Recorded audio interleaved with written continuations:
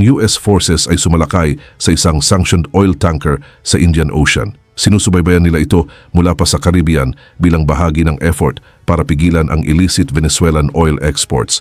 Ibinahagi ng Department of Defense ang video ng pagkakakuha sa Veronica 3 sa isang post online noong Sunday at sinabi na sinundan nila ang vessel mula sa Caribbean.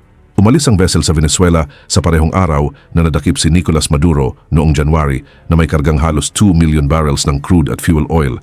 Sabi ng US officials, sinubukan ng tanker na iwasan ang quarantine ni Trump sa mga sanctioned ships. Umatake ang American Special Forces mula sa Black Hawk helicopters papunta sa isang Russian-linked Iranian oil tanker sa gitna ng Indian Ocean. Ang ebidensya na nasa loob ay umano ay nag-uugnay sa shadow fleet ng Tehran direkta sa sanctions-busting operations ng Moscow at sa covert oil smuggling routes ng Caracas na naglantad ng isang secret tri-nation network na matagal nang hindi nakikita. Sumalakay ang US military forces sa Veronica 3 sa Indian Ocean matapos itong subaybayan mula sa Caribbean. Ang vessel ay nasa ilalim ng US sanctions mula pa noong December 2024 bilang bahagi ng crackdown sa shadow fleet ng Iran. Mula 2023, ang ship ay sangkot sa Russian, Iranian at Venezuelan oil. Ayon sa tankertrackers.com, Russian oil, Iranian oil, Venezuelan oil, iisang ship. Ito ay isang three-regime coordinated operation na gumagamit ng iisang vessel para maglipat ng billions na sanctioned crude. Ang nangyari sa Indian Ocean ngayong linggo, ang Veronica 3 na sinugod ng American Commandos, 3 pang Iranian tankers na sinamsam ng India sa may Mumbai ng sabay at ang ebidensya na nagpapakita na ang Iran, Russia at Venezuela ay nagpapatakbo ng pinakamalaking shadow fleet sa history ay ang pinakamalaking sanctions evasion bust na nangyari. Pero bago ko simulan, ay hihingi lang sana ako ng isang like at subscribe. Malaking tulong na ito sa aming mga content creator. Salamat po. Umalis ang Veronica 3 sa Venezuela noong January 3 sa parehong araw ng pagkakahuli kay Maduro na may kargang halos 2 million barrels ng crude at fuel oil. Kinumpirma ng tankertrackers.com na tumakas ang ship sa Venezuelan waters sa eksaktong oras na naglalanding ang US Delta Force sa Caracas. Sinundan ang vessel sa Atlantic hanggang makarating sa Indian Ocean bago ito sinalakay ng commandos. Noong January 3, naglo-load ng crude ang Veronica 3 sa isang Venezuelan port habang naglalanding ang American helicopters sa compound ni Maduro. Tumakas ito papunta sa international waters habang ang dating dictator ay dinadala na sa New York. Ang timing na iyon ay hindi coincidence. Iyan ay isang coordinated escape. Dito makikita kung bakit ang sabay na pagsamsam ng India sa 3 pang Iranian tankers ay patunay na mas malaki ito kaysa sa isang ship lang. Sinamsam ng Indian authorities ang 3 oil tankers na konektado sa shadow fleet ng Iran noong February 6, mga 100 nautical miles kanluran ng Mumbai. Ang Stella Ruby, Asphalt Star at Al Jafia ay na-intercept matapos ang kahina-hinalang ship-to-ship transfers na layuning itago ang Iranian origin. Ang 3 vessels ay bahagi ng isang 30-tanker network na pinamamahalaan ng UAE-based Indian national na si Jagwinder Singh Bra na nasanksyon ng US Treasury noong nakaraang taon. Iyon ay isang coordinated US-India operation na tiniming para tamaan ang shadow fleet ng Iran mula sa 2 direksyon sa parehong oras. Isipin mo kung ano ang sinasabi ng ship-to-ship transfers sa gitna ng karagatan tungkol sa kung gaano kasopistikado ang network na ito. Ginamit ng syndicate ang mid-sea transfers sa international waters para ilipat ang murang oil mula sa mga conflict-ridden regions papunta sa motor tankers na umiiwas sa duties na dapat bayaran sa coastal states. Kilala ang mga vessels sa madalas na pagpapalit ng kanilang identities. Ang tuloy-tuloy na inspections, electronic data checks at pagtatanong sa crew ay nagbunyag ng methods ng network at ang koneksyon nito sa isang global handler network. Nagpapalit ng identity sa dagat, naglilipat ng oil sa pagitan ng mga ship sa international waters kung saan walang Coast Guard patrol, naglilipat ng crude mula sa Iranian tankers papunta sa neutral flagged vessels na pwedeng dumaong kahit saan. Hindi ito maituturing na amateur smuggling. Ito ay military-grade logistics na sabay na kino-coordinate sa 3 sanctioned regimes. Pagkatapos ay lumabas ang ebidensya na nagpapakita kung gaano kalaking pera ang kinikita ng shadow fleet na ito. Ayon sa tankertrackers.com, gamit ang satellite imagery, hindi bababa sa 16 tankers ang tumakas sa Venezuelan coast laban sa quarantine ni Trump. Ang Trump administration ay nagsasamsam ng mga tanker bilang bahagi ng mas malawak na effort para kontrolin ang oil ng Venezuela. 16 tankers na sabay na tumakas, 2 million barrels bawat isa. Iyon ay 32 million barrels na lumulutang ngayon sa mga karagatan ng mundo. Sa $80 bawat barrel, iyon ay 2.5 billion sa isang convoy lang. At ang Veronica 3 ay isa lang sa mga nahuli ng Amerika. 15 pa ang patuloy na tumatakbo. Ang hindi napapansin ng iba ay kung ano ang ipinapakita ng Iran sanctions ng Treasury Department sa Veronica 3 tungkol sa kung sino talaga ang nagpapatakbo ng operasyon na ito.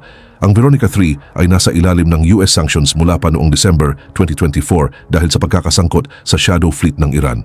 Noong 2024, pinatawan ng Treasury Department ng sanctions ang vessel dahil sa pagdadala nito ng Iranian oil habang naglalayag sa ilalim ng Panamanian flag. Ang vessel ay konektado sa Iran. Ayon sa Office of Foreign Assets Control ng Treasury Department, Iran sanctions, hindi Venezuelan, hindi Russian, Iran. Ang Veronica 3 ay nakaregister sa Panama, may kargang Venezuelan crude, nagtatransport ng Russian oil, pero Iran ang dahilan ng sanctions ng Treasury. Hindi customer ng Shadow Fleet ang Tehran. Sa halip ang Tehran ang nagpapatakbo ng Shadow Fleet para sa tatlong regimes. Isipin mo kung ano ang ipinapakita ng statement ng Pentagon tungkol sa kung gaano kalayo hahabulin ng American forces ang mga ship na ito. Ang Department of Defense ay hindi papayag na magkaroon ng freedom of movement ang illicit actors at ang kanilang proxies sa maritime domain. Iyan ay mensahe sa bawat shadow tanker captain na tumatakbo ngayon. Pwede kang tumakas mula Caribbean hanggang Indian Ocean. Pwede mong patayin ang transponder mo sa loob ng 6 weeks. Pwede kang magtago sa kabilang dulo ng mundo. Pero darating pa rin ang American commandos sa deck mo. Dito makikita sa video na inilabas ng Pentagon kung paano eksaktong nangyayari ang mga raid na ito. Sa video na kasama ng post ng Pentagon, makikita ang US troops na sumasakay sa vessel gamit ang helicopter. Isinagawa ng US forces ang right of visit maritime interdiction at boarding ng walang insidente. Nangyari ang operasyon sa Indian Ocean sa tinawag ng Pentagon na Indo-Pacificom Area of Responsibility.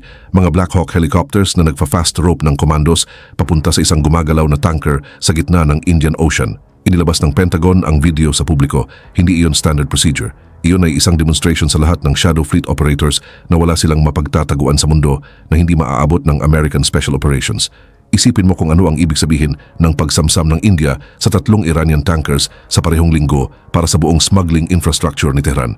Na-intercept ng Indian Coast Guard ang 3 vessels noong February 6 matapos ang tech-enabled surveillance at data pattern analysis. Pinatunayan ng operasyon ang papel ng India bilang net provider ng maritime security at tagapagbantay ng regional waters. Dinala ang mga vessel papunta sa Mumbai para sa karagdagang legal na aksyon, tech-enabled surveillance, data pattern analysis. Ginagamit ng India ang parehong satellite tracking at AI analytics na ginagamit ng Amerika. Ang pagsamsam sa Veronica 3 at ang 3 pagsamsam sa Mumbai ay nangyari sa loob ng 9 days mula sa isa't isa. Hindi iyon coincidence. Iyon ay Washington at New Delhi na sabay na tumama sa shadow fleet ng Iran. Pero ang natuklasan ng tankertrackers.com tungkol sa kung gaano katagal nang tumatakbo ang network na ito ay ikinagulat kahit ang intelligence analysts. Mula 2023, ang Veronica 3 ay sangkot sa Russian, Iranian at Venezuelan oil. Kinilala ng tanker trackers ang mga ship bilang nasa ilalim ng US sanctions mula pa noong 2023. Iyon ay 3 years ng invisible operations. 3 years na naglilipat ng Russian, Iranian at Venezuelan oil sa parehong mga ship. Habang iniisip ng mundo na 3 magkahiwalay na smuggling operations ito, hindi sila kailanman magkahiwalay. Iisa lang itong network at Iran ang nagpapatakbo. Dito, makikita sa flight path ng ship mula Caribbean hanggang Mumbai ang level ng sopistikasyon. Sinundan ang Veronica 3 mula Caribbean Sea hanggang Indian Ocean. Sabi ng Pentagon, sinubukan ng vessel na umiwas sa sanctions sa pamamagitan ng pagdaan mula Caribbean Sea hanggang Indian Ocean. Noong Sunday sumalakay ang troops sa ship at sinamsam ito ng walang insidente. Caribbean hanggang Indian Ocean, iyon ay kalahati ng mundo, dumaan sa Atlantic, paikot sa Cape of Good Hope at tinawid ang buong lapad ng Indian Ocean. 6 na linggo na tumatakbo nang naka-off ang transponder ang Veronica 3 para maglaho. Sinundan ito ng American satellites buong biyahe. Isipin mo kung ano ang ipinapakita ng 30 tanker network na sinamsam sa may Mumbai tungkol sa laki ng operasyon. Ang 3 vessels ay bahagi ng 30 tanker network.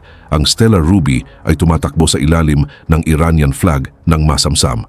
Sabi ng tanker trackers, ang mga ship ay nasa ilalim ng US sanctions at paulit-ulit na nagpapalit ng identities para umiwas sa detection. Ayon sa mga eksperto, malapit nang mawala ng Amerika ng 1 o 2 tankers na may kargang oil sa Strait of Hormuz. Ang Islamic Revolutionary Guard Corps ng Iran ay laging gumaganti. Ang mga detained vessels ay dadalhin sa isang Iranian port kung saan kukunin ang kanilang oil bilang cost compensation. Nangako ang Iran ng retaliation, nagbabanta na magsasamsam ng American tanker sa Strait of Hormuz at kukunin ang oil bilang kabayaran. Sumisigaw ng piracy ang Tehran pero ginagawa ng Iran ang parehong operation. Ang kaibahan, ang pagsamsam ng Amerika ay legal sa ilalim ng international sanctions, ang sa Iran ay hindi. Dito makikita sa statement ni FBI Director Kash Patel na hindi lang ito tungkol sa oil. Ayon kay Patel, ang pagsamsam sa vessel na ito ay nagpapakita ng matagumpay na effort na magpataw ng gastos sa mga gobyerno ng Venezuela at Iran. Ayon sa sources na nagsabi sa Reuters, naghahanda ang US na mag-intercept pa ng mas maraming ships na nagdadala ng Venezuelan oil. Ang Veronica 3 at Aquila 2 ay simula pa lang. Kinumpirma ni Patel na naghahanda ang Amerika na i-intercept ang natitirang 14 tankers na tumakas sa Venezuela noong January 3. Hindi ito isang operation lang. Ito ay tuloy-tuloy na campaign para sirain ang shadow fleet ng Iran, isang ship bawat pagkakataon. Ang ipinapakita ng timing ng US-India Trade Framework ay sinamsam ng New Delhi ang mga tankers bilang bahagi ng deal sa Washington. Ang pagsamsam ay tumapat sa isang malaking US-India Trade Framework na nagpapakita ng alignment ng New Delhi sa mas mahigpit na sanctions enforcement sa ilalim ng Trump administration. Ang India na dati ay bumibili ng malaking Iranian oil hanggang maputol ang deals noong 2019 dahil sa pressure ng US ay mas pinalalalim ngayon ang cooperation sa Washington. Tumigil ang India sa pagbili ng Iranian oil noong 2019. Ngayon ang India ang nagsasamsam ng Iranian tankers. Iyon ay kumpletong strategic realignment. Pinili ng India ang Amerika kaysa Iran. At ang timing, sa parehong linggo ng malaking trade framework ay patunay na ginawa ng New Delhi ang pagsamsam bilang kapalit ng American trade concessions. Isang bagay ang siguradong sigurado. Sinugod ng American Commandos ang Veronica 3 sa Indian Ocean matapos itong subaybayan mula Venezuela sa loob ng 6 weeks at natuklasan na ang ship ay naglilipat ng Russian, Iranian at Venezuelan oil mula pa noong 2023. Sinamsam ng India ang 3 pang Iranian shadow tankers sa may Mumbai na sabay na naglantad ng isang 30-tanker network na nagkakahalaga ng 4.8 billion. Inilabas ng Pentagon sa publiko ang helicopter raid footage. Kinumpirma ni Patel na may darating pang mga pagsamsam.